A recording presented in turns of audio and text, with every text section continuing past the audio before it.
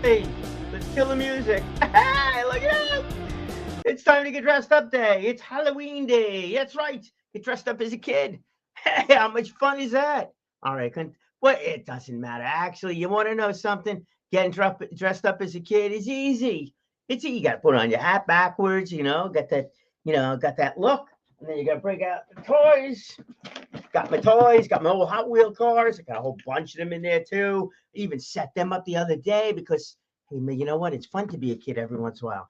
Break out the camera, take some photos. Oh, how cool is that?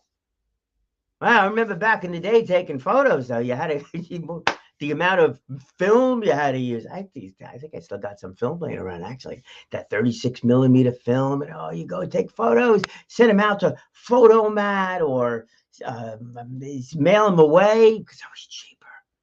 And then you get them back, and you're like, oh my. The scary part of that was that so many of these photos came out wrong.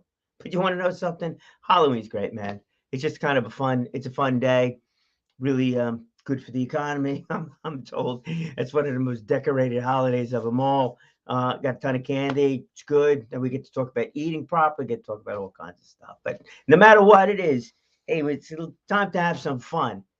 And then we can get into the scary stuff. So I just want to share one video with you. Yeah, I shaved for the occasion. I had a beard when I was a kid. I was a tough guy. So let me just share this one video because you know what?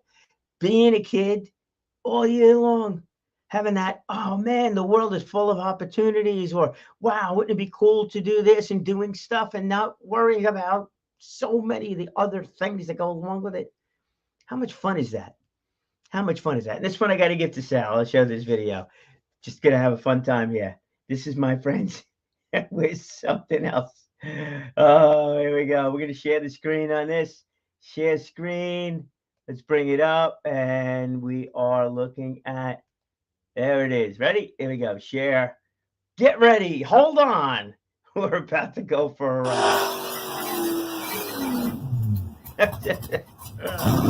This is Sal Cardi, by the way. He asked me, he said, hey, I went over there. Get ready. Have a good bath. He goes, no, come with me. I'm like, yeah, okay. I did. And ready? Watch this. Ready? There you go. Three. And then, here we go. Three. Hold the camera still.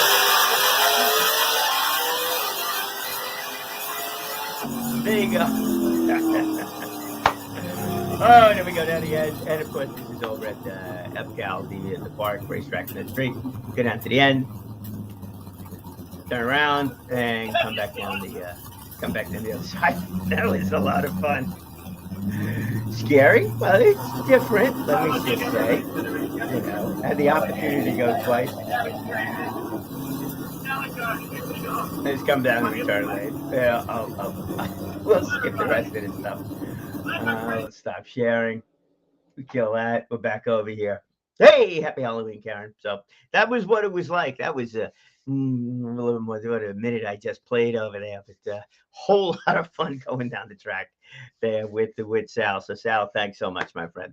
That was quite the experience, and just on that side of that, playing a kid. Well, it looks like they're racing again next year. So who knows? Maybe I'll actually hold the steering wheel, not on that car, maybe on my own car. Just read somebody else posted something. It was somewhere else, another track, and it took him forever. I think he had a top speed of about 86 miles an hour on a quarter mile track. This is eighth of a mile, even further, and that kind of thing. So, you know what? It's all good. Anything, you bring anything you want, but be a kid. For God's sakes, be a kid. Even some of these other things I got invited to. What a fun day this one was. Went to it was a charity event, Kids for Kids Racing. You got to see those toys. Those are those Matchbox cars, the Johnny Lightning cars in real life. Wild stuff. Some of them were race cars, road course cars, and then others were, I'll say, regular street cars. But there's nothing regular about these cars. Absolutely wild stuff. So what about all the rest of that stuff? We'll tie it in with Halloween. Of course we're going to tie it in with Halloween. But it's that attitude. That attitude is a keep going kind of a thing. It's one of the fun things about Halloween. You get a chance to take on a new persona every once a year, if you're, socially acceptable once a year. Then there are others of us that just kind of like break the norm, do something a little bit different, every once in a while. Some people do it every weekend. Some people do it every day. Gotta love that whole thing. So what's the scary part of it? The scary part is there's always taking a chance when you're doing something. Always taking a chance. I remember, growing up, getting dressed up for Halloween. It's like, oh, what are people gonna think? What should I do? I don't want to dress up as like something stupid. The rest of that get ridiculed. Scary. Yeah. I mean, that kind of thing is out there. What about starting a business? Scary? I bet it is. And where's that balance in there between willing to take the chance, the scariness factor, the unknown factor, versus just going out and doing what it is that you have to do? And I think that's the difference with meeting so many different kinds of people along the way and being given the opportunity to interview on camera, some not, whatever, chatting with people about what prompted them to do those things that they do. Because for some folks, it wasn't scary. It was something they needed to do to start a business. And I wonder, man, perhaps I'll have an opportunity to ask somebody, this question that actually works with entrepreneurs, not someone who actually is. Well, they probably would be an entrepreneur. That's why they were able to coach people, But speaking to someone who works with a wide variety of people, coaching them in the whole business process when it comes to a business plan, marketing ideas, whatever it might be, it really doesn't make a difference. But to see if they've ever taken a look at that scariness factor for that person. Because if it's something that's really scary to do, it probably is not the thing to do. It's probably not what you should be doing. Here's the thought process on that one. And that is that if you're really, really concerned about every little problem that may happen along the way, are you just setting yourself up for failure? Or are you being cautious? Now, there's a time and place for both, right? You don't want to go into something unless you know as much as you possibly can, realistically speaking, as much as you possibly can about that, and understanding the risks and rewards that go along with it. That makes sense. That's why you have coaches. That's why you write out business plans. That's why you write out marketing plans. You write out your mission statements. Why you work on your elevator pitch. Because all of that stuff adds to you being super clear for you as to what it is that you'd like to do.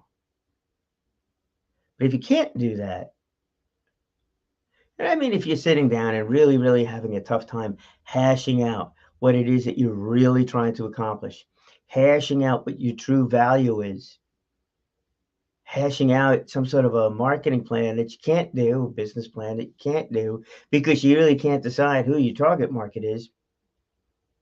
And if you do start that business, and you got all that gray, undecided stuff floating around in your head. And the only thing you think about is the scary stuff. Well, what if this goes wrong? What if the market changes? What if the economy changes? What if people don't want to buy my product anymore? What if there's just somebody else that comes along with something different? What if? You keep going through those what ifs. If that what if column, and remember we used to write down on paper, the good side, the bad side. But what if that what if column was just so long? And then the what could be column was so short.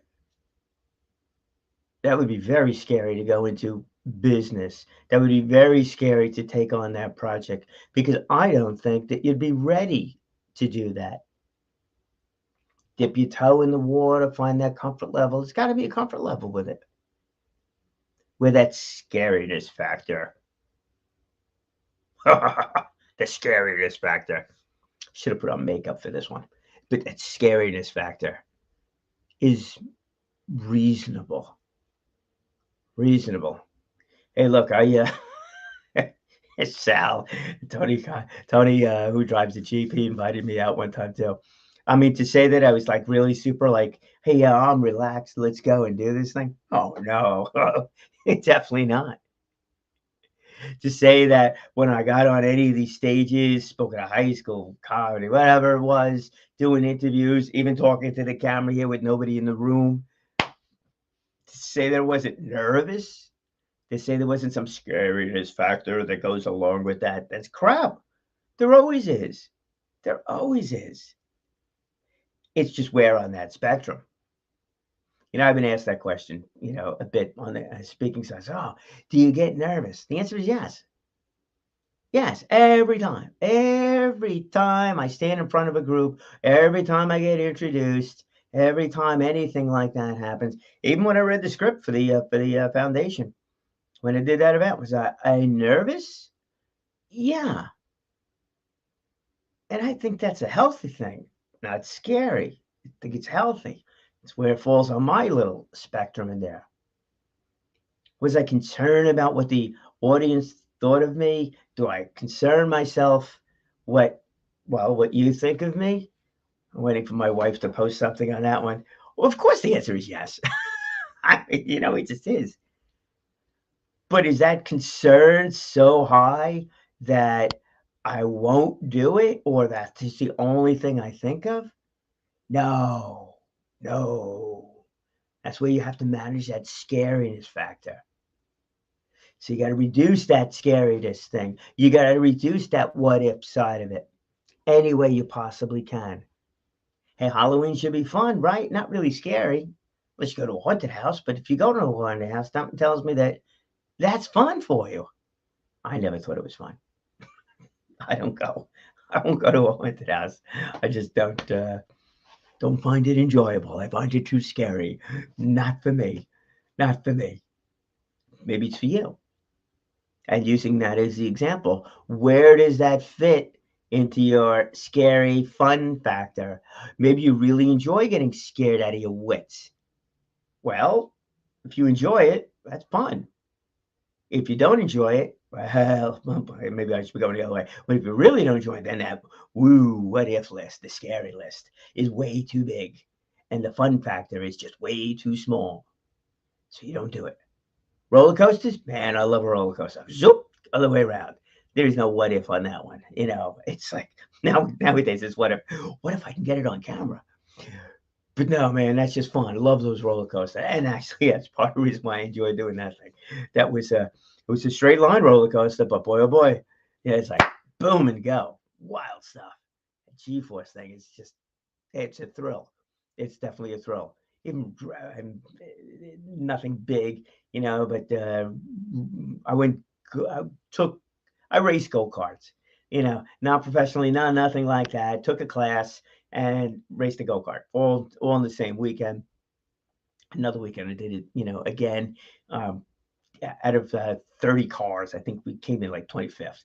So it's just definitely not a brag about anything. But being on that edge, we'll say, was fun. That's why I always enjoyed getting on stage. Being on that edge in there was fun, not scary. Not scary. So my scary is actually nervous, not scary. So what do you do? How do you find that balance in there? Well, in that respect, I think that is something you got to test the water with. Continue to move forward, but keep those notes. Keep those notes because as you keep notes, when you do something that's scary to you, you're going to find that what was scary was not now fun. All right. What about that first time you went on a roller coaster when you were a little kid? Right? You're a little kid. You're going, oh my gosh, it's so scary. It's so scary. And then you get done with it. It was like, hey, that was fun. Boom, move it over. Move it over. Move it over on the list. If you haven't been on a roller coaster ride in a long time, what do you got? You got like Adventureland. I don't know if they're still open anymore with the end of the season, but if they are, just go on a roller coaster. I actually just spoke to somebody yesterday about that. That's why that one popped into my mind. They actually have signage over there about what the roller coasters were in that location. Over the years, how much it's changed. Maybe it brings back some childhood memories. Maybe it'll bring back those childhood memories. Oh, ooh, that's scary. And now it's like, hey, man, that's nothing. Well, maybe it's because you've gotten a little bit bigger and you're able to deal with things differently. But go on it now. Go by yourself. Shh, go by yourself. Then you got that whole experience of the stage thing. You'll go. Perhaps you'll remember some of the other times when it was scary, then it became fun. Now you're going to go on there alone. It's new. I'm told it's new. It's new. I haven't been there in 20 years, so obviously it's new. New to me, at least. But go on that roller coaster ride by yourself. That could be scary to go by yourself, but could be fun. But then what are people going to think? Because you're there by yourself on a roller coaster at an adventure park? It's like, it's kind of like being on stage, isn't it? It perhaps all eyes are on you. You're that one adult going by yourself on a roller coaster. Interesting. Maybe it's like going to a movie theater by yourself. Maybe it's like going out to dinner by yourself. You ever do that? Feel like, and look at you. You're the one person that they're looking at. It's like getting on stage. You're the one person that they're looking at. A little bit more design on stage. But for some, maybe that's scary. You want to get used to people looking at you and standing out a little bit different. I do a fun thing, go on a roller coaster, do a nutritious thing, go out for a healthy dinner, or just get on a stage someplace. Well, those little things are confidence builders. Maybe get you onto a public stage, big stage one day. But getting on that roller coaster, hey, maybe that brings back memories of when you were scared. And now, maybe it'll bring back newer thoughts about how your risk tolerance is. Have you now take a look at what is scary as what is not? That what if column as to what could be column. So understand that and know that wherever you are with that, and there is no right or wrong answer. Absolutely not. There's so many variables that go into that. Personal situations, money, all the rest of that kind of thing, as to what it is. So you got to find that right mix for you. But don't let being afraid get in the way. It shouldn't. Never should. There's so many different ways to do something. So many different ways to do something. Let's take this stuff as an example. You want to get your message heard to a whole bunch of people? You have a business, you want to get your message out there. All right. What could you easily do? Hire somebody. Hire somebody to do a voiceover for whatever your commercial is and do that. That's nice. That's safe. Can't afford to hire somebody? You know what? You got those whiteboard animations. That's pretty interesting. Got to understand how to do it, or you can hire somebody to do that. But that's another low cost way of doing it. Now you're not using your voice to build your business. I'm sure you can figure out somebody who knows how to do that stuff, but not my. That's not exactly my area. The whiteboards, but they're cool. That's an attention grabber. So if your comfort level, that what could be too scary for you to use your voice, that's something. Maybe you want to do a voiceover and actually you have some animation there, but you are the voice. Now we're talking a little bit more. So is that scary to do?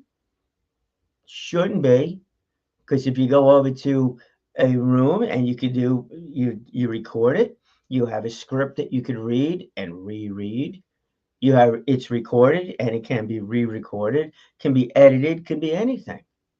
It might be something different for you to do. That's true. Unnerving to do it the first time, that's fine. But you could practice it and you could do it. So that might be a step in the direction. Now we got that what could be thing. Kind of maybe it's shifted a little bit. Want to do some sort of a podcast? Skip the audio. Just do Blog Talk Radio. I used to do Blog Talk Radio. I did it for about 10 years on a weekly basis. Right? All you needed to do on that one was spend $0. I don't think it's changed any. But I think it's $0. You're only able to record once a week. There was a limit on that. I think it was a half hour or 45 minutes, per week, and it's only audio. You can record it, make it private. You like it, you keep it. You don't like it, don't do it. Just delete it. When you start having guests on, you can do that. Now you can have something where you are using your voice. You're not spending any money, but nobody sees you. You can even record it, not record it, but you can even script the whole thing out. You want to read the whole thing? Go ahead. Personally, not a fan, but we're moving. We're moving into the land of what could be, not what if. So this way, it's not that scary. Not that scary. And then you can continue down that path where you can interview somebody, Blog Talk Radio, record it. This way it's not out there. No money, no nothing. No editing, though. You want to get to something a little bit more so, you can, we have a guest on, you can have it edited, then you can make an intro, outro. You can do all kinds of different things. Do live video. You can do this live video right here. You can go into a studio and do it too. You can have people's, in studio with you, or you could have somebody join you like I do over here every once in a while, have a guest on. And then we've got a couple of guests coming up too. One of those things I wanted to do is to get back to having guests on. There's different ways of doing that. Now, if you've never done it before, is it scary to do it for the first time? Yeah, I would guess so. There's a lot of things to do. So take it slow. Take it easy. Record it. Practice. Don't have a guest. Then eventually get a guest. Only use audio. Then use audio and video. Want to have somebody take care of all the buttons and everything like that? Go to a studio and do it. You spend a couple of dollars doing it, but it's all done. You want to just do video, audio, and have it edited? That's another thing to do. That kind of stuff. Different places doing the whole thing. The point is starting. The point is figuring it out, and that is absolutely, the big message over here is that how do you manage risk, or if it's Halloween, how do you manage scariness? Scariness.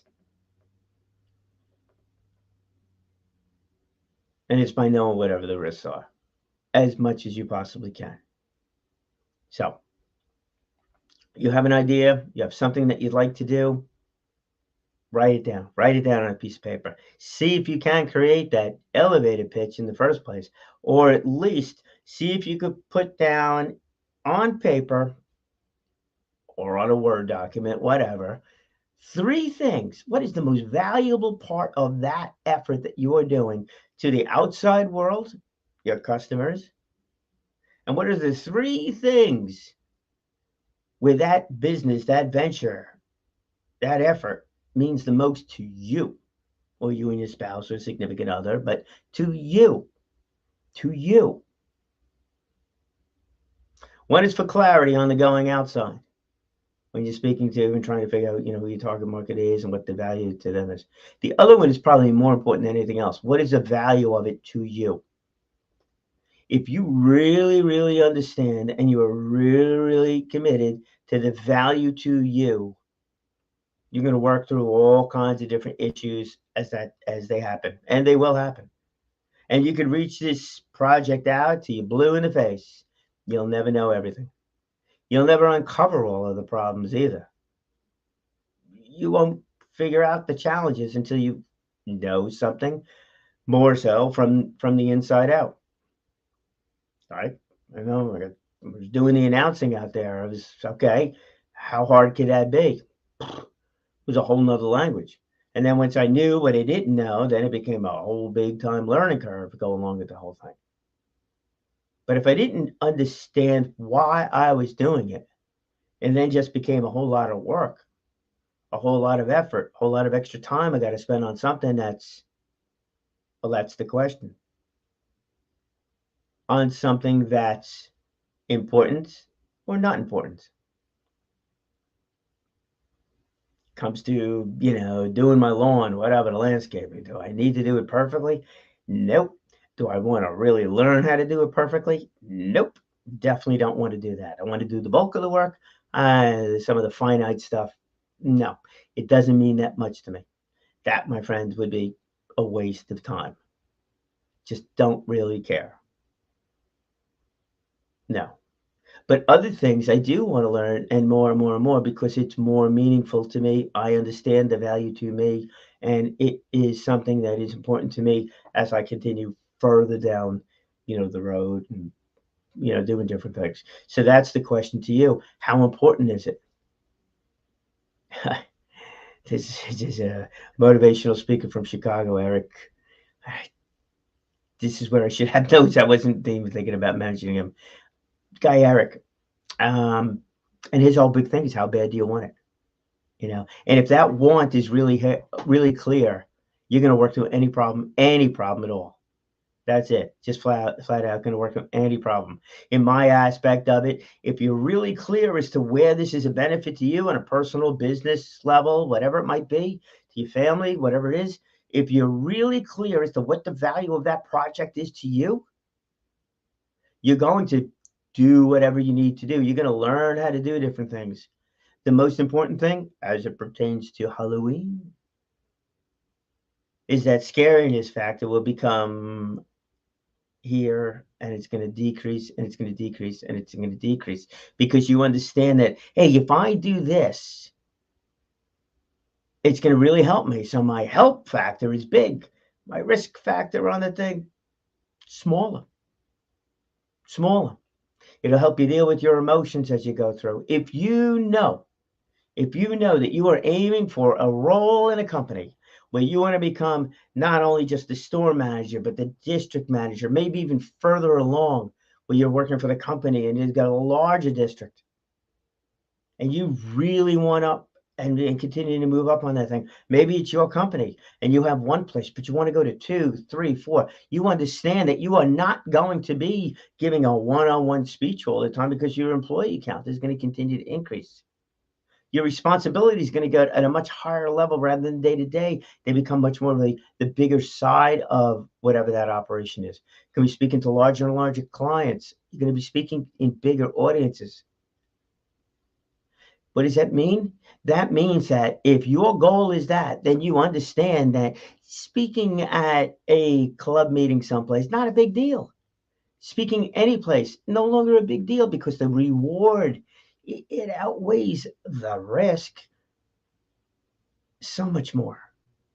And one last comment on risk is the risk of not doing something, of not trying something.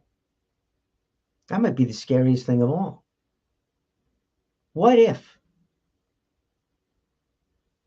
you're 60 and you want to do something, you don't, and then you're 70 and you never did it, and then you're 80, you still didn't do it, 90, 100, and you're like, I wish I did that. That's a scary risk. That's a risk of disappointment, and not to anybody else but yourself. That might be the scariest thing on Halloween of them all. The risk not of doing and failing, but the risk of not doing and seeing what the true potential is. Where does that fall upon your thought process? Is it scarier not to do? Is it scarier to do? Or is it just flat scarier to regret not have tried at all? Figure out that answer for yourself, and then you'll speak well. You'll speak often. You'll live inspired. And you'll have a good time doing the whole thing and understand the whole aspect of it. And for today, enjoy Halloween. Hey, get dressed up as a kid. Go have yourself a good time today. All right, we'll talk to everybody tomorrow. Yes, that's right. We'll be back in tomorrow. Same time, same everything. We'll make it happen again. Have a great day. Happy Halloween.